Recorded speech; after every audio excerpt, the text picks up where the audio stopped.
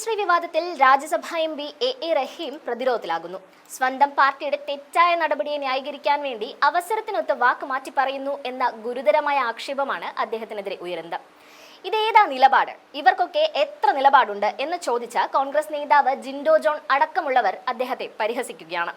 റഹീമിന്റെ വിശദമായ പ്രസ്താവനയുടെ വീഡിയോ ഒന്ന് കാണാം.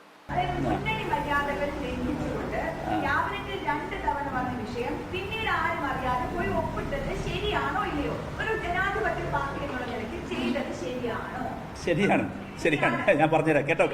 എന്റെ അഭിപ്രായമാണ് പറയുന്നത്, കേൾക്ക്. അതെ, ഡിവൈഎഫ്ഐയുടെ അഭിപ്രായം പറയാം. ഡിവൈഎഫ്ഐയുടെ അഭിപ്രായം എന്തുകൊണ്ട് ശരിയെന്ന് കൂടി വിശദീകരിക്കട്ടെ. ശരിയാണ്. എന്തുകൊണ്ടെന്നാൽ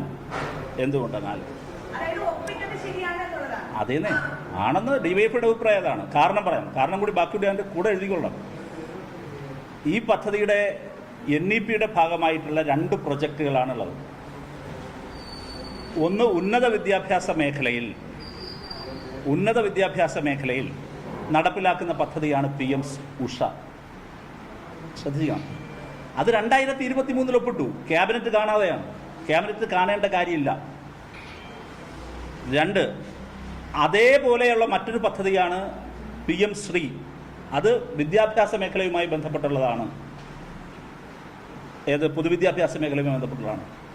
അപ്പോൾ പൊതുവിദ്യാഭ്യാസ മേഖലയുമായി ബന്ധപ്പെട്ടാണ് ഒരു ചർച്ച രൂപപ്പെട്ട് വന്നിരിക്കുന്നത്. അപ്പോൾ വകുപ്പ് സെക്രട്ടറി പോയാണ് ഒപ്പിട്ടിരിക്കുന്നത്. വകുപ്പ് സെക്രട്ടറി PM ഉഷയിലും അങ്ങനെ ഒപ്പിട്ടത്. 2023 ഹയർ എഡ്യൂക്കേഷൻ സെക്ടറിൽ PM ഉഷ നമ്മൾ ഒപ്പിട്ടു. 2020 തന്നെ നമ്മുടെ ഇതിൻ്റെ സമഗ്ര ശിക്ഷാ അഭിയാനെ ഇതിൻ്റെ ഭാഗമാക്കി. ഓരോ ഘട്ടങ്ങളിലും നടന്നു വരികയാണ്. ഇപ്പോൾ ഇന്നലെ ഞാനൊരു വാർത്ത കണ്ടു. നമ്മുടെ വേറൊരു വകുപ്പിൽ ഈ പറയുന്ന നടപ്പിലാക്കി. ഞാൻ വ്യക്തതയിലേക്ക് പോകാത്തതുകൊണ്ട് അത് പറയാത്തത്. ഞാനത് മനസ്സിലാക്കിയിട്ടില്ല, അതിൻ്റെ കൂടുതൽ കാര്യം പഠിച്ചിട്ടില്ല. അപ്പോൾ PM ഉഷ എന്ന് പറയുന്നത് അത് മാത്രം എടുത്താൽ മതിയല്ലോ.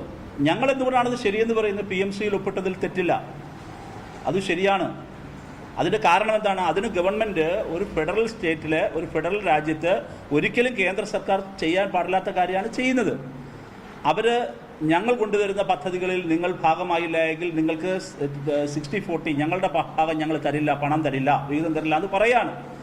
അപ്പം ഞങ്ങളത് സപ്പോസ് ഒപ്പിടാതിരുന്നിരിക്കട്ടെ. ഇത്രയും നാളായി ഇത് ഒപ്പിടാത്തതിൻ്റെ പേരിൽ ഞങ്ങൾക്ക് പണം തരുന്നില്ല. കേരളത്തിലെ കൂടുതലുള്ള MP-മാർ കോൺഗ്രസ് അല്ലേ? ഒരാൾ രാജ്യസഭയിലോ ലോക്സഭയിലോ ഇത് ഉന്നയിച്ചിട്ടില്ലല്ലോ. എന്ത് ഉന്നയിക്കാത്തെ? പിന്നെ ഇത് സംബന്ധിച്ച് അഭിപ്രായം ചോദിക്കുന്ന കേരളത്തിലെ മാധ്യമങ്ങൾ എന്തുകൊണ്ടാണ് അത് സംബന്ധിച്ച് കേരളം എന്ന് പറയുന്ന കേരളത്തിന് കിട്ടേണ്ട പണം ഒപ്പിട്ടില്ലെങ്കിൽ തരില്ല എന്ന് പറയുന്നത് ശരിയല്ല എന്ന് ഏതേ മാധ്യമങ്ങൾ പറയാത്തത്? ഇനി പോട്ടെ, അതും പോട്ടെ. 2023 ഞങ്ങൾ ഒപ്പിട്ടു. ഇപ്പോൾ ഒപ്പിട്ടപ്പോൾ എന്തോ വലിയ സംഭവമാണ് PM ശ്രീ കൊണ്ട്. PM ഉഷ ഒപ്പിട്ടു. ദേശീയ വിദ്യാഭ്യാസ നയത്തിന്റെ ഒളിച്ചുകടത്തലാണ് എന്നാരോപിച്ചായിരുന്നു CPIM-ന്റെ യുവജന സംഘടനകൾ ആദ്യം ഈ പദ്ധതി എതിർത്തത്.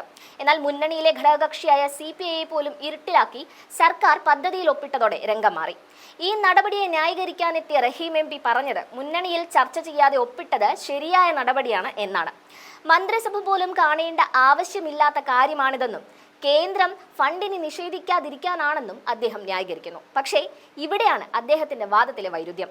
മുന്നണി മര്യാദ ലംഘിക്കപ്പെട്ടുവെന്ന് CPI സംസ്ഥാന സെക്രട്ടറി ബിനോയ് വിശ്വം തുറന്നടിച്ചപ്പോൾ ആ ചോദ്യത്തിന് മറുപടി പറയാൻ ആവശ്യപ്പെട്ട മാധ്യമങ്ങളോട് റഹീം പറഞ്ഞത് താൻ മുന്നണി മര്യാദ ലംഘിക്കേണ്ടി വരുമെന്നാണ്. ഒന്നാമതായി, മുന്നണി മര്യാദ ലംഘിച്ച് ഒപ്പിട്ട നടപടി ശരിയെന്ന് പറയുന്ന റഹീം അതിനെ ചോദ്യം ചെയ്താൽ അത് മര്യാദ ലംഘനമാകും എന്ന് പറയുന്നത് രാഷ്ട്രീയത്തിലെ ഇരട്ടത്താപ്പാണ്. അതായത് CPIM-ന് സൗകര്യമുള്ളപ്പോൾ മര്യാദ ലംഘിക്കാം, പക്ഷേ അതിനെതിരെ സഖ്യകക്ഷി ശബ്ദമുയർത്തിയാൽ അത് മര്യാദ ലംഘനമാകും. എന്തായാലും അവസരത്തിനൊത്ത് വാക്കുമാറ്റി പറയുന്ന രാഷ്ട്രീയ നേതാവായാണ് അദ്ദേഹം ഇപ്പോൾ സോഷ്യൽ മീഡിയയിൽ ഉൾപ്പെടെ പരിഹസിക്കപ്പെടുന്നത്.